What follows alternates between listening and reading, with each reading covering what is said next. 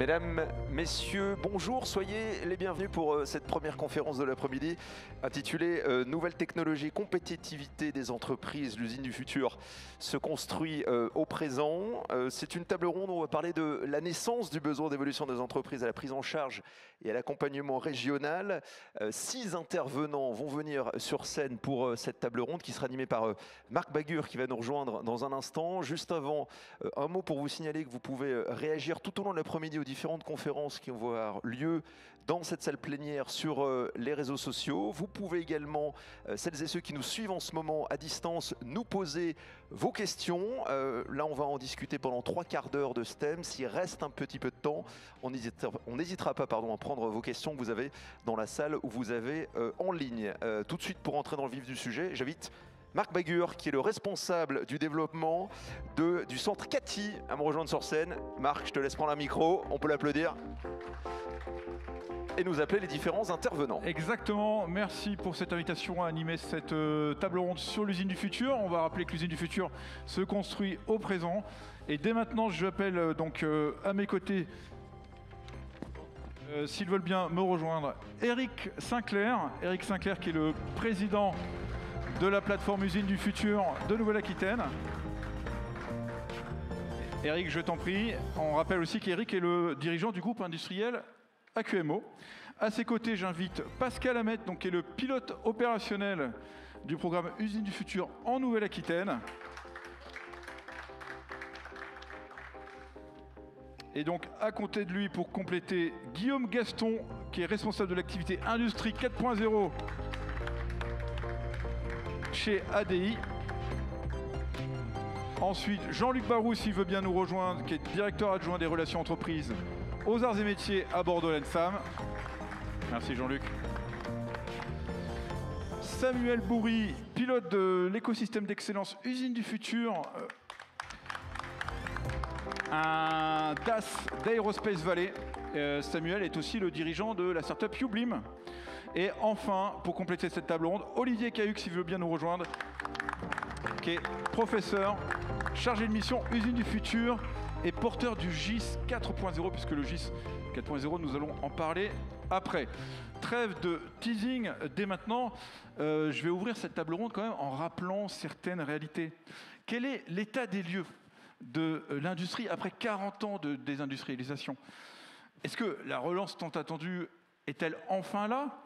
On a connu ce cercle vicieux dont on a tous parlé et qu'on constate à chaque fois quand on discute avec des industriels sur ces pertes de marché qui engendrent des fermetures d'entreprises.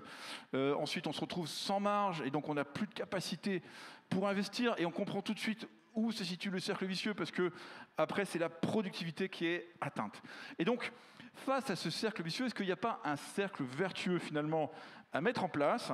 Et le sentiment qu'on a et qu'on partage aujourd'hui, parce que c'est une affirmation à travers cette table ronde, vous allez le voir avec l'ensemble de ces acteurs qui sont réunis aujourd'hui, c'est d'affirmer que cette usine du futur aujourd'hui, elle se conjugue au présent et qu'il y a une véritable opportunité justement pour sortir de ce cercle vicieux qui empêchait les entreprises finalement d'investir et qui les amenait à perdre en compétitivité.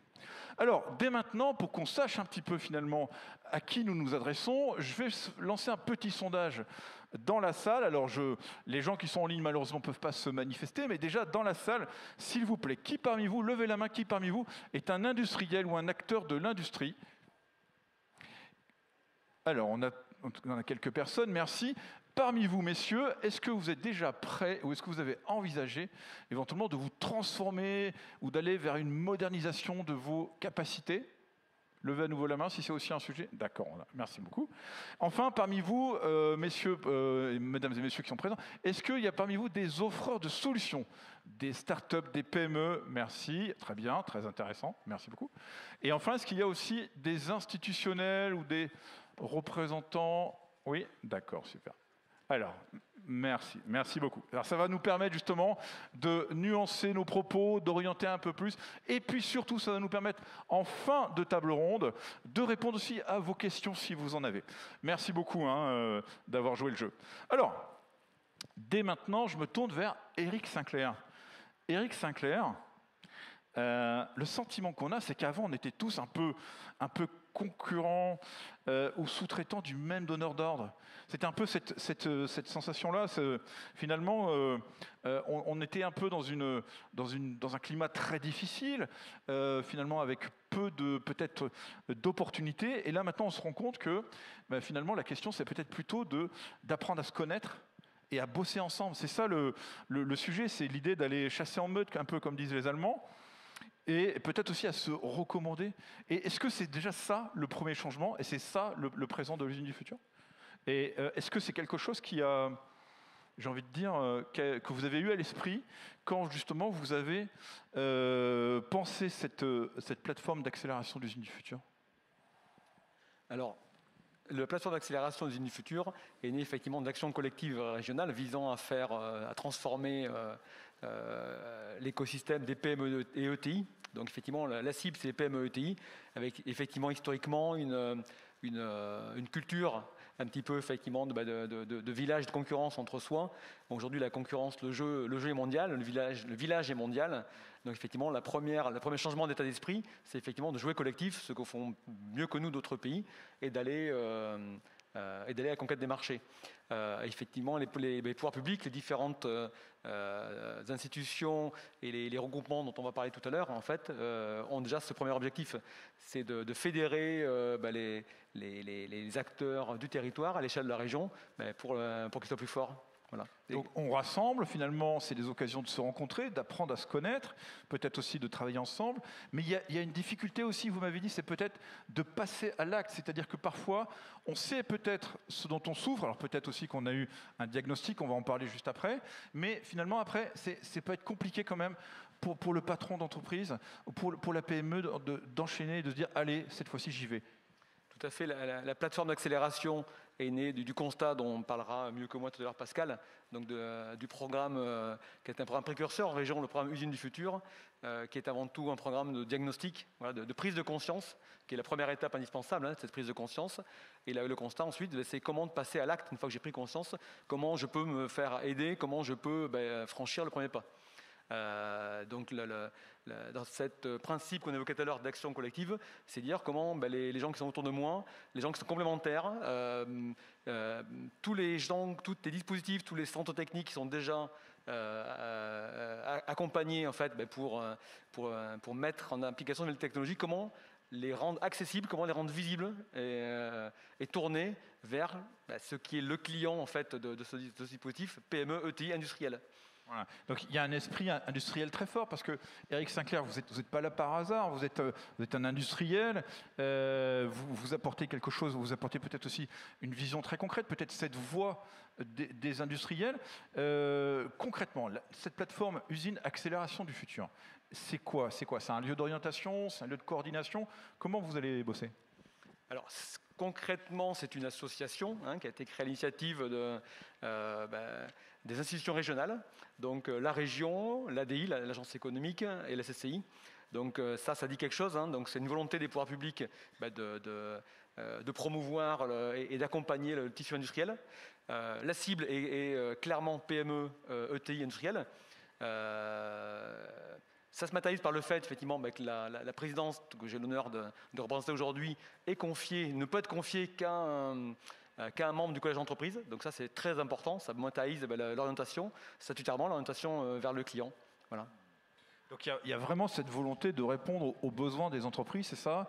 De les aider à avoir ce déclic peut-être et de se lancer, c'est ça? Oui, c'est ça. L'idée, c'est surtout de ne pas rajouter une couche supplémentaire. C'est pas un acteur de plus. En fait, c'est un acteur qui a par nature vocation à fédérer. Donc les parties prenantes, dont les principales sont représentées ici, se parlent régulièrement avec la volonté de se tourner vers le besoin j'emploie volontairement le terme de client, PME et industriel, pour que toutes les forces qui sont déjà en présence, tous les dispositifs qui existent, qui peuvent aider PME ETI. Un patron de PME ETI, n'a pas forcément le temps, la culture, même les codes en fait, pour se tourner vers ces acteurs qui peuvent l'aider. Il faut les faire se rencontrer, il faut leur rendre ce paysage lisible et accessible. C'est ça l'objectif. Et donc, du coup, imaginons, je suis une PMI ou je suis une PME industrielle. Ça va être quoi mon point de contact si je suis intéressé? Qui j'appelle, qu'est-ce que je dois faire? Alors, première chose importante, c'est si vous êtes en contact déjà avec, et c'est souvent le cas, la majorité, vous avez un chargé de mission de la région, d'ADI, de la CCI, de l'UMM ou d'une école d'ingénieurs, le but, c'est qu'on passe par son interlocuteur habituel. On ne rajoute pas un point de passage obligé. Ensuite, vous n'avez pas de point de contact. Vous allez sur le site de Région Usine du Futur. Il y a des liens vers la plateforme d'accélération. Vous avez des points de contact et on vous rappelle. Donc, on reste simple et efficace. Finalement, on travaille un peu avec des interlocuteurs qu'on a déjà identifiés, sauf que, du coup, on va leur dire, là, je suis intéressé par la plateforme accélération et on y va. C'est ça, et on systématise voilà, ce qu'on veut, c'est ne pas dépendre des relations personnelles, individuelles de son chargé de mission habituel. C'est-à-dire qu'en fait, on a quelque chose qui ouvre le champ le plus large possible et qui nous permet de découvrir l'ensemble des possibles en fait, en région. Oui. Alors, ce que j'aime bien aussi, c'est qu'il y a un côté donc, service public très fort, mais en même temps, il y a la volonté vraiment de servir les entreprises dans un sens aussi de prestation, c'est-à-dire qu'il y a des livrables, on est attendu sur des résultats, c'est ça aussi l'idée? Tout à fait, on ne peut pas être crédible vis-à-vis de l'industriel si on n'est pas soi-même dans une logique de valeur ajoutée. Donc il y a effectivement à la base, et l'accompagnement des pouvoirs publics est là pour créer l'amorçage et avoir une mission de service public, d'éclairage. Ensuite, il s'agit d'être crédible et d'être pérenne, surtout. Et les financeurs qui aident à l'amorçage sont très attentifs là-dessus pour créer une vraie offre de service qui se pérennisera et qui ne sera crédible que parce que le client accepte de le payer. Donc le message, en gros, ça vise quoi? Surtout les PME industrielles, c'est ça? Elles veulent faire quelque chose de nouveau, elles viennent vous voir. Alors, elles veulent faire quelque chose de nouveau ou elles veulent faire la même chose différemment, elles veulent transformer leur modèle économique, elles veulent transformer leur outil de production et se posent la question de comment les nouvelles technologies qui sont déjà là, quand on parle d'usine du futur, les technologies, c'est les technologies d'aujourd'hui. C'est comment les technologies d'aujourd'hui présentes déjà peuvent m'aider à transformer mon modèle. Et si je ne le fais pas, de toute façon, mes concurrents le font, donc je me fais... C'est pas juste faire quelque chose de nouveau, on va chercher de la compétitivité, quoi. C'est bien ça. Alors on va voir, merci Eric, on va voir très concrètement maintenant avec Pascal Amette. Justement, vous êtes le pilote usine du futur de la région. En quoi ça consiste concrètement? Vous tenez un volant, qu'est-ce qui se passe? En fait, je suis chargé en tant que pilote d'animer l'ensemble de l'écosystème pour accompagner les entreprises dans leur démarche de transformation. Au titre donc, du programme Usine du Futur, qui Usine du Futur ne veut pas dire usine futuriste, mais veut dire usine qui va pouvoir continuer à exister dans le futur grâce à une meilleure agilité, en améliorant sa compétitivité et bien entendu, en respectant l'humain et l'environnement. Donc c'est une méthode en fait, c'est ça, d'action au niveau de l'ensemble de la région. C'est une méthode d'animation du collectif pour travailler. Voilà, on a commencé avec le diagnostic usine du futur, on a mis d'autres dispositifs en place pour arriver aujourd'hui à l'aboutissement de la plateforme d'accélération. Tout est mis en œuvre pour pouvoir accompagner, accélérer le mieux possible la transformation des entreprises industrielles de la région. Donc vous identifiez des besoins sur des technologies, c'est ça? Et puis après... Non, c'est ça, tout à fait. Donc la première étape, en fait, ce sont des diagnostics qui sont financés donc, à 100% par la région et par l'État, qui sont réalisés dans l'entreprise, des diagnostics systémiques sur 4 thématiques, on va dire, la partie managériale et humaine, la partie technologique, la partie RSE et la partie stratégie numérique, qui est aujourd'hui un axe majeur avec la crise sanitaire qu'on vient de vivre.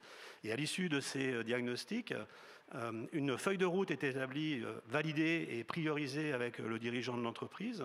Et cette feuille de route, ensuite, sera exploitée au rythme de l'entreprise pour gérer sa propre transformation. Et on continue à l'accompagner derrière, c'est-à-dire que l'action de la région et de ses partenaires n'est pas de la fin du diagnostic, vous avez la feuille de route, débrouillez-vous. Non, à la fin du diagnostic, on continue à l'accompagner sur du long terme, tant qu'il voudra être accompagné, de façon à faciliter et accélérer sa transformation. C'est ça, accélérer, c'est finalement à chaque fois un dispositif avec une pédale d'accélération pour aller toujours plus vite vers de la compétitivité. On a quelques chiffres un petit peu déjà, parce que vous n'êtes pas lancé depuis ce matin, il s'est passé déjà pas mal de choses et vous avez des chiffres intéressants à votre actif. On a quelques chiffres, oui. Donc déjà, le programme existe depuis 2014. Le programme Usine du Futur, le programme des diagnostics. La région Nouvelle-Aquitaine était la région précurseur dans cette démarche Usine du Futur, même avant que l'État la mette en place. Et donc, depuis 2014, on en est à plus de 900 entreprises qui ont intégré... 1900 entreprises. Plus de 900. Ah, pardon, 900. Non, ça serait bien 1900, mais pas encore, ça va venir. Plus de 900 entreprises qui ont intégré le programme. Et dans ces 900 entreprises, ce qu'il faut retenir, c'est qu'il y en a 60% qui sont des entreprises de moins de 50 salariés. Donc ce ne sont pas des grands groupes, ce ne sont pas des ETI bien structurés. Ce sont des entreprises justement qui, et c'est le constat qu'on a fait grâce à une évaluation et des retours d'expérience qu'on a pu avoir par les entreprises, ce sont des entreprises qui, avec leur feuille de route, n'arrivent pas forcément à engager l'action, la transformation. Et donc il y avait nécessité de pouvoir leur prendre par la main, les aider, d'où l'existence de la plateforme qui a été mise en place aussi pour ces entreprises-là qui ont besoin d'avoir des structures d'accompagnement pour gérer leur transformation. Oui. On imagine bien dans une PME de 50 personnes que c'est compliqué d'adresser toutes ces opportunités technologiques et que ça va nécessiter justement un accompagnement d'experts qui vont justement permettre de bien identifier les sujets et d'y aller en sécurité. C'est ça, Derge? Tout à fait. Ce sont les experts. On peut dire que ce sont des experts qui ont été sélectionnés par la région sur un marché. Donc appel d'offres, marché, on a sélectionné les experts. En l'occurrence, sur ce 3e marché, puisque c'est le 3e marché, on l'a renouvelé 3 fois, c'est le cabinet OPO avec des partenaires qui sont spécialisés chacun dans leur domaine de thématique, qui réalisent donc ces diagnostics sur le terrain, je le précise, sur le terrain, donc auprès des opérateurs. Ils vont voir l'entreprise, c'est ça? Voilà, ils vont voir l'entreprise, ils définissent avec le dirigeant et son copil, son codir du moins, les axes stratégiques de l'entreprise. Ils visitent l'entreprise, ils rencontrent les acteurs de l'entreprise et après le diag se passe donc sur le terrain auprès des opérateurs pour vraiment constater les progrès que l'entreprise peut réaliser. Alors sachant que ce plan d'action, il est dimensionné en fonction de la taille de l'entreprise, de son secteur d'activité, de sa localisation, de sa maturité. Il est, je dirais, à géométrie variable au niveau durée, puisqu'il peut aller de 5 jours à 8 jours, selon le nombre de jours supplémentaires. 5 à 8 jours, d'accord. C'est super. Et donc, ces fameux diag, finalement, c'est un préalable aussi peut-être à des parcours après qui arrivent avec la CCI, c'est ça? Alors pas qu'avec la CCI. En fait, ces fameux diag, ils ont pour vocation, d'une part, à donner donc une feuille de route aux entreprises, comme je l'ai dit, mais également à nous, régions, d'avoir un panorama de l'ensemble des besoins des entreprises. Donc, on compile en fait toutes ces actions, tous ces besoins, et derrière, sur les besoins les plus récurrents, on va mettre en place des dispositifs complémentaires aux dispositifs existants. Donc, on en a fait avec la CCI un certain nombre de parcours, comme la RoboBoost pour la robotique, FanaBoost pour la fabrication additive, DataBoost pour la valorisation des données de production au service donc de l'entreprise. Mais on a également d'autres parcours avec d'autres prestataires, donc Usine Durable par exemple, pour accompagner l'entreprise sur des transformations sur l'économie circulaire, l'éco-conception, les déchets, la gestion des ressources. Et puis un parcours aussi phare qui est identifié comme un besoin dans plus de 90% des entreprises, c'est le parcours organisation industrielle et management. Parce que c'est un des besoins les plus importants, c'est ça? C'est un des besoins les plus récurrents, les plus importants. Et même si certaines entreprises nous disent des fois « non, mais nous on est bons là-dedans, c'est pas la peine », quand l'expert passe, et en fait le dirigeant et ses équipes se rendent compte qu'en fait, oui, il y a encore des progrès à faire, il y a encore des petites choses qui pourraient apporter beaucoup et qui n'ont pas été mises en place. Avant d'aller sur les technos, on se met à jour au niveau des méthodes, c'est ça, de l'organisation, donc de l'amélioration continue sans doute, du lean? C'est tout à fait ça. Ça passe par l'amélioration continue, mais pas que, ça passe par de la communication, ça passe par de l'autonomisation des équipes. Donc c'est tout un système en fait qui est mis au service ensuite de la compétitivité. Et là, on peut parler de technologie, on peut parler d'autres thématiques. Comme ça, le jour où on produit de la data, on est prêt. C'est ça l'idée. Le jour où on produit de la data. On produit de la data, ou on produit de la donnée, ou le jour où on veut aller vers des choses peut-être plus techno, on est prêt. C'est ça l'idée finalement. Ouais, enfin bon, la data est une chose, mais l'humain en est une autre aussi, et l'humain, il est au centre de l'usine. Ouais, donc, tout à fait. C'est essentiel de le rappeler, Pascal. Merci. Guillaume Gaston, au sein de l'ADI, vous accompagnez donc ces entreprises avec les actions de diag dont nous a parlé Pascal.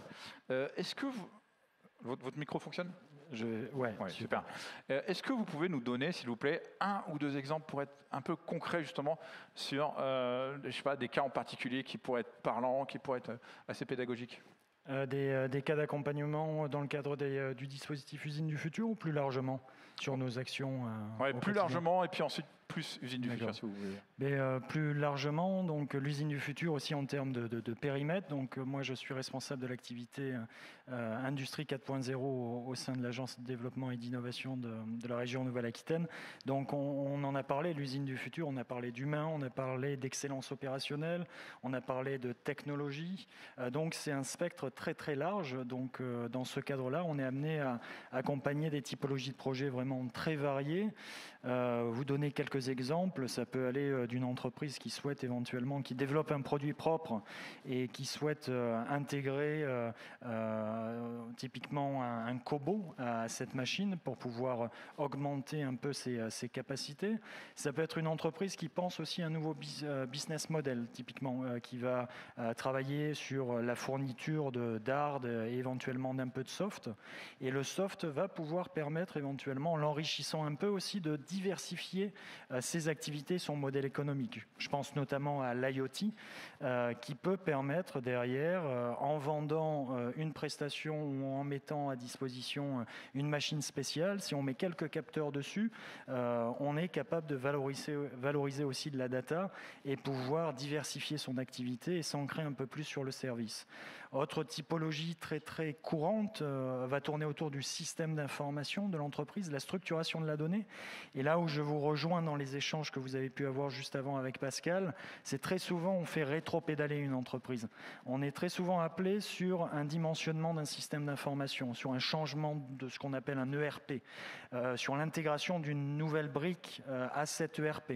Mais très souvent, quand on fouille un peu d'un point de vue process, on se rend compte que la gestion des indicateurs de pilotage ne sont pas forcément encore ancrés au sein de l'entreprise. Donc au quotidien, on essaye de réfléchir avec l'entreprise sur une remise à plat des process, une remise à plat aussi des indicateurs qui sont souvent très très nombreux, en diminuant le nombre mais en maximisant leur efficience, pour, une fois qu'on a cette culture-là, bien installée, pouvoir réfléchir à un outil qui permet de restituer ces données-là. Très souvent, il y a un raccourci qui est fait sur l'outil un peu révolutionnaire qui va nous permettre d'améliorer nos process, mais malheureusement, ce n'est pas le cas. Oui, donc on évite aussi peut-être des techno-push. Enfin, c'est un thème qui nous est cher au sein du CATI, le Centre néo-aquitain des technologies de l'information électronique pour lequel je travaille, justement, où on essaye, comme le disait Pascal, de rappeler que l'humain est central et fondamental. On a vu dans vos exemples, Guillaume, différentes opportunités, et on a vu aussi que finalement, ça transforme les métiers. C'est-à-dire, c'est pas juste mettre une techno comme ça sur étagère et la placer au milieu d'une entreprise et on appuie sur un bouton, ça fonctionne. On voit bien que c'est bien plus complexe que ça et que cette question des indicateurs aussi, elle renvoie peut-être à des sujets qui émergent. Tout à l'heure, on a parlé de RSE, c'est ces sujets-là aussi peut-être qui arrivent et qui peut-être vont faire la nouvelle compétitivité des entreprises. Oui, tout à fait. Oui, c'est vraiment très très large et varié. Ces thématiques de RSE, je pense qu'elles sont immuables aussi depuis, on va dire, l'organisation du travail, tout simplement, entre un chef d'entreprise et ses salariés. Donc ces notions de RSE ne sont pas des notions aussi nouvelles. C'est quelque chose qui transpire et qui s'est structuré. Si on prend l'exemple des syndicats patronaux, ils sont séculaires aujourd'hui, donc ce n'est pas une thématique nouvelle. Elle est de plus en plus enrichie par des technologies, par des consciences aussi, notamment écologiques, qui émergent et qui se diffusent de plus en plus. Mais cette partie RSE-là aussi, j'en profite pour faire un petit appel. Effectivement, ce n'est pas quelque chose de lointain pour les entreprises. Très souvent, on a une approche aussi technocratique de cette partie RSE. Mais les entreprises incarnent cette RSE aussi au quotidien dans le rapport qu'ils ont avec leurs collaborateurs, où ils se soucient de leurs conditions de travail, de leur santé, de leur motivation, de leur formation. Et derrière, effectivement, on a, je pense, énormément d'opportunités au travers de la tech, pourquoi pas, pour pouvoir accélérer un peu tout ça. En termes de technologie, on a de plus en plus de sociétés avec des capteurs posturaux pour analyser un poste de travail. Et l'attractivité des métiers, l'attractivité des entreprises aussi, on sait que c'est un sujet très important. On voit bien comment on amorce ce cercle vertueux. Donc vous produisez des diagnes, ça nous amène à des feuilles de route sur lesquelles Pascal va travailler. Je ne sais pas si vous voulez rajouter un mot, Pascal, sur ces feuilles de route justement qui sont alimentées par ces diags. Alors, sais pas si on m'entend encore, oui. J'en ai parlé au niveau de la consolidation des feuilles de route. Ce que je peux rajouter simplement, c'est que ces feuilles de route au niveau de chacune des entreprises, de chacun des sites d'entreprise, puisque ce troisième marché, en fait, il est ouvert à tous les sites industriels de Nouvelle-Aquitaine, pour les ETI et les PME. Une entreprise qui a plusieurs sites industriels peut candidater pour chacun de ces sites. C'était une petite parenthèse. Et donc, chez cette feuille de route, on va la suivre. Donc, chaque entreprise, on lui affecte un référent. Un référent, donc c'est un chargé de mission de la région, de l'ADI, ou un conseiller de la CCI qui généralement connaît bien l'entreprise, qui va la suivre dans toute sa démarche moyen long terme. Des référents qui vont suivre l'entreprise. Voilà, ils vont suivre et sa transformation finalement. Ils vont suivre l'évolution du plan d'action et des indicateurs qui ont été retenus lors du diagnostic. D'accord, super. Alors cette fois-ci, je vais donner la parole à Samuel Bourri, qui est le dirigeant donc, de Ublim, mais qui est parmi nous, puisqu'il est aussi animateur chez Aerospace Valley d'un sujet dont vous allez nous parler, et puis surtout d'un projet aussi que vous avez mis en œuvre, qui s'appelle le Practice 4.0. Plus précisément, donc vous êtes à l'animation Usine du futur, c'est bien ça, hein, sur le pôle Aerospace Valley. Mais qu'est-ce que c'est pour vous l'usine du futur? Est-ce que c'est aussi quelque chose de présent? Est-ce que c'est une histoire, comme disait Eric, de mise en relation, d'acculturation? Quel est votre point de vue là-dessus, Samuel? Alors effectivement, moi je suis plutôt un offreur de solutions avec ma casquette Ublim, dirigeant d'une start-up, mais là je viens pour remplacer Philippe Fioravanti, qui est quand même le délégué Aerospace Valley sur l'usine du futur. Il m'a demandé très gentiment, en pleine période de crise, d'accélérer un petit peu ce groupe de travail qui est au sein d'Aerospace Valley autour de la thématique usine du futur. C'est quoi cet écosystème-là? C'est en gros de fédérer les académiques, les labos, les offreurs de solutions, mais aussi les décideurs de ce cluster, qui est un pôle de compétitivité centré space aéronautique, autour de cette thématique usine du futur. Donc comment apporter les méthodologies, les technologies, pour demain construire en meute des solutions, des briques qui vont adresser non seulement la filière, mais aussi bien plus que ça, parce que moi ma vision c'était de sortir du carcan, du vertical aérospace, aéronautique spatiale, c'est pouvoir mettre à disposition ces technologies-là aux PMI, aux petites entreprises qui peuvent se les payer, parce qu'on a des offres de solutions qui, en France, ont des solutions qui, pour quelques milliers d'euros, permettent de réenchanter la ligne de production ou même la manière de travailler dans une industrie manufacturière ou même sur du field service. Donc moi, il m'a demandé de venir l'année dernière, il y a un an tout pile quasiment, enfin un an et demi, en pleine période de crise. C'est comment on fédère les énergies pour quelque part se préparer à reprendre l'activité et potentiellement sur la filière aéronautique, comment ces technologies-là vont permettre de faire pivoter potentiellement des fabricants qui fabriquent des matériaux, des équipements pour l'aéronautique qui est sinistré, puisqu'on sait très bien les chiffres. L'aéronautique va repartir à plein feu dans 3-4 années. Donc d'ici là, qu'est-ce qu'on fait de ces moyens de production?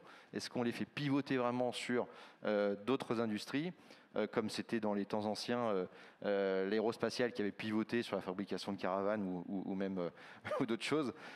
Comment ces ressources-là, on les met à profit, peut-être en les transformant légèrement avec du digital, et en mettant de l'agilité dans cette production, à adresser un produit, un nouveau produit, un nouveau marché. Et donc, qu'est-ce qui s'est passé l'an dernier? On a refédéré avec de nouvelles méthodes, on a mis en place les OKR, notamment c'est des méthodes de start-up au sein de l'écosystème, et puis on a commencé à bosser avec la région, justement avec Pascal, sur lesquels on a essayé de se dire quel est le diagnostic là, qu'est-ce qui se passe, quelles sont les réactions des industriels face à la crise, quels sont leurs questionnements, pour que nous, le cluster, on puisse fédérer les énergies. Alors les premières réponses, c'était de mettre en place des webinaires sur les nouveaux outils, comment travailler à distance, comment refédérer les collaborateurs qui sont normalement les mains sur les chaînes de prod, comment les garder un petit peu en tension et en compétence, en leur apportant des méthodos. Donc là, on a vraiment travaillé en meute. Et puis derrière, en fait, on a commencé après, quand la crise a commencé à s'améliorer, à reconstruire la version 2 ou la version 1, je dirais, de Practice 4.0. Il y a Jean-Luc à côté de moi qui est à l'ENSAM qui gère effectivement ce dispositif. Ce dispositif-là, Practice 4.0, c'est quoi? C'est la somme de briques qui peuvent donner une suite cohérente d'une solution, d'un démonstrateur des technologies autour de l'usine du futur, de robots, d'imprimantes 3D, de solutions digitales pour animer, faire de la réalité augmentée, apporter par exemple le carnet de maintenance numérique, comme nous on fait chez Ublim pour les industriels, sur un démonstrateur physique. Et on l'avait fait au sein de Vive Industrie en 2019. Ça avait été très bien orchestré avec tout un tas d'offreurs de solutions, l'ENSAM et puis bien sûr la région. Donc il y avait déjà cette énergie, cette envie, cet esprit un peu aviateur, peut-être brûlé avant le Covid, c'est ça. Mais vous n'avez pas voulu subir la crise et vous êtes lancé dans la mêlée. Et là, vous êtes passé de 4, vous étiez 4 au début, un petit peu comme les 3 mousquetaires.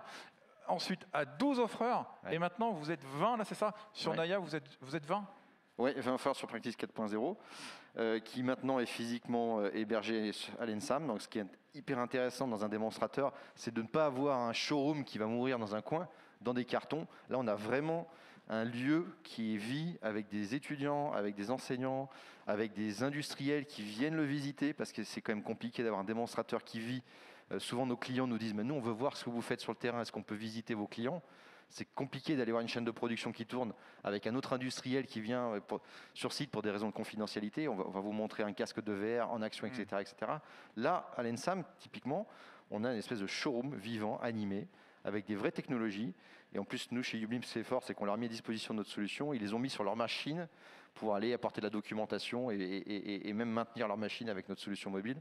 Donc ça, c'est assez top parce que quelque part, on a vraiment un lieu accessible en plein cœur de Bordeaux, une mini-usine qui ne peut pas s'arrêter. On va en parler après, mais effectivement, très accessible, une opportunité incroyable pour les PME, il faut le rappeler, parce que Aerospace Valley, c'est quand même 830 membres, je crois, de mémoire, en tout cas pour Aerospace Valley, 830 adhérents, pardon, oui. Des milliers de membres, etc. Donc, mais c'est aussi la volonté d'aller chercher ces PME et de leur dire, tout comme ce que disaient Pascal et Guillaume, finalement, que c'est accessible pour elles peuvent venir. Elles peuvent rencontrer le Practice 4.0 finalement et puis se lancer aussi, c'est ça? Oui, complètement. On fait souvent des grands salons comme ça pour faire venir des grands donneurs d'ordre, alors que les industriels, eux, sont quand même la tête dans le jus, les petits, ils n'ont pas le temps de venir ici. Et là, on a un showroom en permanence, bien sûr, dans des horaires ouvrables, qui leur permet de voir, de toucher et peut-être d'avoir une réponse très concrète pour peu de coûts. En plus, on a quand même du sponsoring en France, des aides publiques qui sont là pour aider quand même à installer de l'innovation au sein de ces chaînes opérationnelles. Donc il faut vraiment profiter. Et je pense que là, ce démonstrateur, ça permet de lever les doutes. Est-ce que ça fonctionne? Bien sûr que ça fonctionne. C'est ça. On vient voir, on comprend, on peut tester, on peut essayer. Et puis c'est concret. On a des gens qui savent de quoi ils parlent. Et puis on voit que c'est pas juste aérocentré. Finalement, on s'ouvre d'autres sujets. Merci Samuel pour ce message. Jean-Luc Barou, si vous voulez bien. Alors votre rôle, vous, c'est apporter finalement le soutien des académiques à ces diacs dont on parlait, mais aussi à ce démonstrateur dont nous a parlé Samuel. Et finalement, il faut rappeler aussi une chose, c'est que ce démonstrateur, c'est une des premières plateformes référencées par la plateforme d'accélération Usine du Futur de Nouvelle-Aquitaine. Déjà, je ne crois pas que ça a été donné encore le chiffre, mais 140 visites, c'est ça? Vous confirmez? C'est ça, tout à fait, oui. Voilà, en moins d'un an et en période Covid. Exactement. Donc c'est enthousiasmant tout ça. Mais alors, moi j'ai une question pour vous, Jean-Luc. Quand il n'y a pas de salon, on fait comment pour voir ce démonstrateur? C'est ça, effectivement. Je vais reprendre. Samuel est un super VRP pour la plateforme et également pour le lead d'ENSAM. Alors, on a la chance effectivement d'avoir la plateforme en physique à l'ENSAM, mais on n'est pas tout seul à travailler autour. Mais ça, c'est pour ça que mon collègue Olivier en parlera un petit peu plus. Mais l'idée, c'est cette superbe dynamique dont on a parlé, d'offreurs de solutions qui se groupent ensemble pour montrer qu'ensemble, on est plus fort. Eh bien, on fait ça dans des salons et on trouvait cette idée un peu bête d'avoir ce démonstrateur qui reste dans un coin. Et quoi de mieux que de le mettre dans une école? Parce qu'il ne faut pas oublier qu'on parle effectivement d'usine du futur, de transformation. Moi, je suis convaincu que c'est les jeunes qu'on forme aujourd'hui, nos jeunes ingénieurs, qui vont transformer les entreprises de demain, qui vont les faire passer justement au 4.0. Donc il est extrêmement important que dans leur formation, ils prennent déjà connaissance, ils aient une acculturation de ces technologies-là. Il est extrêmement important que les industriels soient présents dans la formation. On ne peut pas former des ingénieurs qui vont aller dans l'industrie sans avoir confronté à des offreurs de solutions, avoir discuté avec l'industrie. Donc c'était une vraie opportunité pour nous de récupérer ce showroom, ce démonstrateur-là, d'y faire une animation permanente et puis de dépasser un peu ce stade uniquement de showroom où là aujourd'hui, vous pouvez le voir en bas, vous venez, vous vous acculturez, vous pouvez effectivement maniper. On veut aller un peu plus loin. L'avantage d'une école, c'est qu'on veut créer aussi une maquette pédagogique qui va autour, c'est-à-dire qu'on veut derrière pouvoir passer des vrais use cases, parce qu'effectivement, on l'a dit, les arts et métiers sont aussi impliqués dans les diagnostics usines du futur. Donc on va sur le terrain, on rencontre ces industriels, on rencontre leurs problématiques, bien évidemment une problématique de formation, mais aussi une problématique de faisabilité. Donc à un moment, il faudrait avoir un endroit ouvert tout le temps, enfin quasiment tout le temps on va dire, pour venir tester en étant un peu agnostique, ce que l'école peut faire, même si on a beaucoup de techno, on n'est pas là pour vendre une techno, nous on est là pour être un acteur éco-socio-économique envers les entreprises, donc on veut leur apporter une réponse. On veut développer un peu ça, donc créer une maquette pour que les étudiants soient formés véritablement au travers de TP, de travaux pratiques, avec ces solutions-là, et puis que ces bouts de maquettes qu'on fait, on puisse aussi les transférer aux entreprises, c'est-à-dire qu'on ait une formation tout au long de la vie, non plus une formation initiale, mais ceux qui sont au sein des entreprises peuvent venir tester également ça au sein du campus. Encore plus de concret avec ce démonstrateur qui va passer finalement vers encore plus d'opérationnel, parce qu'aujourd'hui on a une boucle logistique, mais demain alors du coup qu'est-ce qu'on aura ? Demain, l'idée, c'est que là aujourd'hui, effectivement, on a une petite boucle logistique qui permet d'agglomérer en fait différents add-ons et de montrer les technos de chacun. Demain, ce qu'on veut véritablement, c'est passer un vrai use case dessus, sur comment je peux assembler, comment je peux intégrer ces nouvelles technologies, parce que j'ai plusieurs opérateurs et puis finalement mon opérateur avec la valeur ajoutée est malade ou part. Comment les nouvelles technologies pourraient le remplacer, comment je peux améliorer, voilà, comment je peux aider toutes les problématiques. On a parlé, l'usine du futur, c'est l'opérateur, c'est l'humain. On se retrouve aussi dans certaines entreprises avec une répétitivité des gestes, avec énormément de TMS sur certains postes. L'idée, c'est de les accompagner, de voir comment on peut venir cobotiser, robotiser ces solutions-là. Et on le rappelle, c'est quand même important, mais c'est gratuit. C'est-à-dire que moi, je me souviens de ces grands comptes, là où ces acteurs, ces grandes entreprises qui payaient des Learning Expeditions hors de prix pour aller voir des offreurs de solutions. Là, on les a tous au même endroit, dans une école, avec une approche pédago ouverte, et c'est gratuit.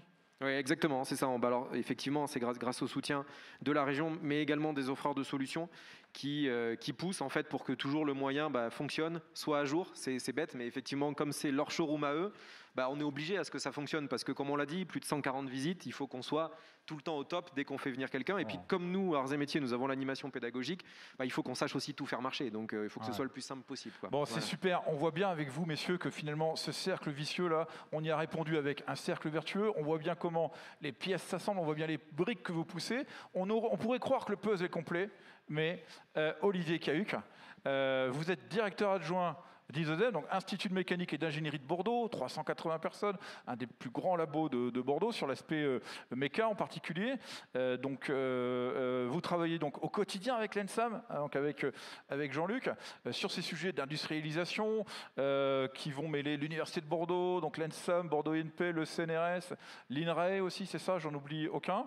Vous avez poussé un sujet, ce sujet du GIS, Practice 4.0. Alors, on est encore dans les acronymes, on va le dévoiler, c'est groupement d'intérêt scientifique. L'idée, c'était finalement d'avoir une approche coordonnée, c'est ça, des académiques sur ces questions. En fait, vous avez vu qu'il y avait un risque d'y aller disperser, c'est ça? Et vous vous êtes dit, on ne va pas faire ça. Racontez-nous un peu. Oui, effectivement. Alors, je ne sais pas s'il faut parler de risque. En tout cas, tous les collègues ont parlé de cette envie, en tout cas, de répondre à un besoin industriel à un moment donné. Et je pense qu'au niveau des académiques, il était essentiel de... je ne sais pas si on fait peur, mais si on parle de laboratoire parfois, de choses comme ça, aujourd'hui, il y a une complexité. Oui, souvent, on a l'impression qu'on va tomber dans un temps long qui va nous échapper. C'était un peu ça. Voilà. Donc là, le but du jeu, c'était de se faire identifier comme offreur de solutions, notamment de formation dans un premier temps, de façon complètement transparente pour les industriels, sans rentrer dans le détail de tu fais partie de quelle entité, etc. C'est-à-dire qu'en fait, on a reproduit dans un schéma plus de formation ce qui existe déjà dans ces fameux gros laboratoires tels que I2M, IMS, Labri, etc., ou IMB. Et du coup, où on ne regarde pas qui vient d'où, où on travaille avec des collègues, qu'ils soient de l'ENSAM, de Bordeaux INP, sur des thématiques, en l'occurrence ici, usine du futur. Donc vraiment, c'était cette volonté d'apporter notre compétence, notre aide, notre expertise dans ce schéma global initié par la région. Donc vous aussi, vous jouez le jeu du concret, finalement, de répondre à cette idée que l'usine du futur, c'est d'abord quelque chose qui se conjugue au présent. Et donc vous le faites avec quoi? Des thèses, c'est ça? Vous le faites avec vous aidez les entreprises finalement aussi à gagner des parts de marché, c'est-à-dire que vous commencez à intégrer vraiment directement les préoccupations des entreprises pour qu'à la fin, on ne soit pas juste sur un papier publié, mais on soit sur des parts de marché gagnées. C'est ça aussi le changement? Effectivement. Alors bon, il y a cet aspect de recherche-innovation qu'on connaît assez bien. Il y a aussi, alors bon, il y a ces thèses effectivement qui nous permettent d'aller sur des thématiques spécifiques, mais ça, je parle de recherche. Aujourd'hui, ce qu'on veut, c'est qu'en fait, en termes de formation, on puisse offrir à ces industriels-là toute notre expertise, justement, qu'on acquiert au travers de thèses et de nos travaux quotidiens, et notre investissement sur des plateformes, etc., mais qu'on puisse le mettre à disposition de toutes ces PME, PMI, avec un retour. Alors évidemment, en fait, c'est pas à sens unique, c'est-à-dire que j'allais dire s'intéresser, c'est pas vraiment ça, mais en fait, quand on va nous proposer quelque chose en termes de formation, il faut qu'on récupère aussi l'information du besoin des industriels pour pouvoir s'adapter de façon très très rapide, parce que le but du jeu aujourd'hui, c'est la rapidité. Il faut qu'on soit réactif et que nos formations aujourd'hui soient en accord avec ce qui est nécessaire au niveau des industriels. Donc vraiment, c'est quelque chose où on va donner, mais on doit récupérer de l'information. Ouais, donc on voit aussi là encore un effet positif. Donc on a dit du concret, on a dit aussi l'idée c'est d'avoir une approche peut-être plus homogène, avec une approche aussi lisible, je pense aussi, coordonnée. Et donc du coup c'est ça qui amène à ce projet de création du GIS. Pouvez-vous nous raconter un peu plus? Oui, c'est ça. Et puis alors en fait notre métier aujourd'hui, enseignants-chercheurs, etc., on est tous dans des organismes qu'on appelle des établissements d'enseignement supérieur et recherche. Et en fait, dans la région, finalement, le GIS, on a identifié, on en a parlé, l'ENSAM, Université de Bordeaux, Bordeaux INP, l'ESTIA et le CNRS pour chapeauter l'aspect scientifique. Et du coup, c'est la création de ce groupement d'intérêt scientifique. Alors, c'est un acronyme qu'on utilise plus généralement en recherche, c'est vrai, mais notre métier, c'est enseignant-chercheur. On va, pour la formation aussi, faire qu'on va se donner la main et aller les 5 entités que j'ai citées. Donc c'est aussi ensemble. Une très bonne nouvelle pour les entreprises parce que ça bouge dans les labos, on bosse en équipe, les labos bossent en équipe. Oui. Donc c'est super ça. J'imagine qu'il y a une idée aussi peut-être de mettre en commun des matériels ou de mutualiser des aspects scientifiques, c'est ça? Tout à fait. Alors il y a des initiatives sur le site bordelais, alors nous qu'on commence à appeler le pôle ingénierie bordelais, qui en fait si on regarde, il y a un lycée Kessler, il y a l'ENSAM, il y a potentiellement l'IUT qui est pas loin, il y a l'université Bordeaux INP, tout ça c'est dans un rayon très très restreint. Et en fait sur les thématiques usines du futur, finalement, on a tout intérêt à partager, je l'ai dit, nos compétences, à les mettre à disposition. Par contre, aussi nos matériels, c'est pas la peine de garder nos matériels, on les échange, non, on les utilise de façon commune, indépendamment de d'où ils viennent. Souvent, je rappelle qu'ils sont quand même cofinancés aussi par la région Nouvelle-Aquitaine, que je salue. Et du coup, quelque part, on a tout intérêt justement à travailler en collaboration. Alors ça, c'est valable en recherche et en formation. Et ça, c'est très Donc là, on est quoi, 1 seconde avant le Big Bang, si je puis dire, puisque du coup, on préfigure la signature du GIS juste après. Oui. Mais dites-nous, Olivier Cahuc, à moyen long terme, ça va donner quoi? Ça va prendre quelle forme? Alors là, on est sur la piste d'envol, puisque effectivement, dans quelques minutes, on va signer l'acte de naissance officiel du GIS. Donc c'est important, mais après, tout est ouvert, c'est-à-dire qu'aujourd'hui, tout ce qui est imaginable sur ce qui se passe d'un point de vue usine de futur, il n'y a plus qu'à le lancer sur d'autres thématiques. C'est-à-dire qu'on donne l'exemple, on ouvre la voie pour que ça puisse s'élargir à d'autres thématiques qui sont dans ces différentes écoles ou universités. Donc peut-être qu'un jour Marvel fera un film sur le super-héros. En tout cas, on a une Dream Team ici qui est réunie avec cet écosystème régional, donc en passant de la CCI à l'ADI, la région évidemment, les pôles de compétitivité, les établissements comme l'ENSFAB, l'Université de Bordeaux qui avancent de façon coordonnée, il faut le signaler. Ça y est, on est dans la mêlée là, on fait du rugby. Et finalement, l'usine future, elle est là, elle est au présent. Un mot peut-être de pré-conclusion. On veut essayer aussi de sortir peut-être de cette aéronautique peut-être qui a été pionnier, qui marque la région fortement. C'est un avantage, mais il faut un petit peu sortir du berceau. C'est ça, je pense qu'au niveau des 900 et quelques entreprises qui ont été testées, il n'y a pas 900 entreprises qui travaillent dans ce domaine-là, c'est évident. Et donc, depuis un certain temps, on essaye d'ouvrir, et notamment le démonstrateur practice est un... la pharma, c'est ça? Voilà, la pharma, la santé, la cosméto... Alicena, on en parlait, des choses comme ça. L'agro, exactement. Ouais. Beaucoup d'autres sujets. Ouais. Éric Sinclair, le mot de la fin, puis peut-être un moment d'échange avec la salle. Ensuite, Éric Sinclair, je voulais vous donner le mot de la fin, parce que là, on a fait parler beaucoup de monde. On a des académiques, un offre de solutions, des institutionnels, mais on va donner le mot de la fin quand même à un industriel, parce que c'est quand même ça le sujet. En tant qu'industriel, Éric Sinclair, qu'est-ce que vous avez à nous dire? C'est quoi votre message là? Depuis tout à l'heure, on dit l'usine du futur, c'est au présent. C'est maintenant, mais ça veut dire quoi concrètement? Ça y est, c'est ouvert pour tout le monde, on peut y aller. Moi, si je suis patron de PME, là, c'est bon, demain, je peux y aller. Moi, le message que j'ai envie de passer, c'est en tant qu'industriel, aux industriels, aux dirigeants, si vous n'y allez pas, en fait, vous n'avez pas d'excuses. Voilà. On a la chance d'être une région qui est... qui reconnaît l'importance de ces PME, de ces ETI industriels. Il y a pas mal de dispositifs. Alors ça prend du temps. Moi, je suis une entreprise qui n'est pas une entreprise de la tech. Aujourd'hui, les différents dispositifs, j'ai fait partie des premiers diagnostics usines du futur dans 2014-2015. Je n'ai pas attaqué de suite. Ça prend du temps. Ce n'est pas forcément du premier coup, mais il y a toute une panoplie. Il y a des dispositifs d'accueil qui permettent à chacun de trouver sa voie. Voilà. Donc la main est tendue là, au PME. Oui, exactement. Je pense qu'on est, pour faire évoluer sa boîte, et si on n'évolue pas, de toute façon aujourd'hui dans le monde actuel, voilà, si on n'évolue pas, on ne peut pas être pérenne. Pour évoluer, il faut sortir, il faut se challenger. Donc l'écosystème est ouvert, les pouvoirs publics, ils mettent des moyens et créent des structures diverses qui permettent à chacun de trouver sa voie. Donc en gros, si vous n'y allez pas, vous n'avez pas d'excuses. Voilà, c'est de manière peut-être un peu provocante. Le message est très clair. Pascal, peut-être un mot? Oui, donc pour y aller, simplement une précision sur comment rentrer dans le programme Usine du Futur. Il y a un AMI qui court en permanence. On sélectionne entre 100 et 150 entreprises, entre 100 et 150 sites d'entreprises tous les 6 mois. Donc les portes sont grandes ouvertes pour les industriels qui sont intéressés. Venez rencontrer l'écosystème, postuler, candidater à l'usine du futur. Il n'est jamais trop tard pour monter dans le train. On est là pour vous accompagner, voilà. On vous attend.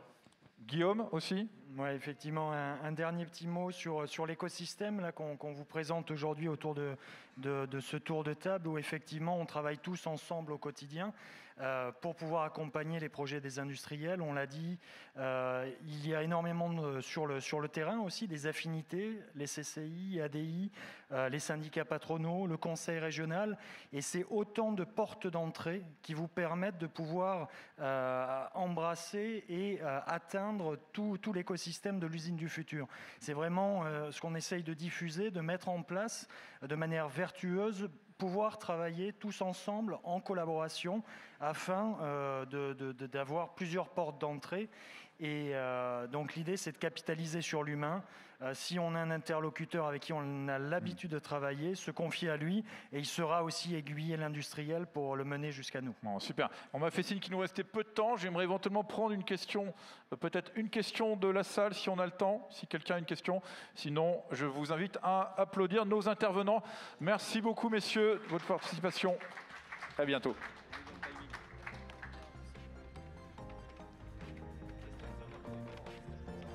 Merci.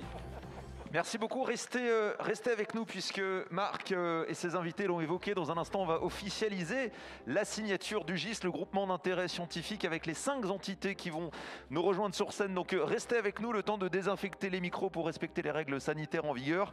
Et évidemment, on va également réajuster toute la partie stream. Donc vous qui nous suivez en ce moment via la plateforme, restez bien avec nous. D'ici quelques minutes seulement, ce sera la signature officielle du groupement d'intérêt scientifique Practice 4.0. À tout de suite.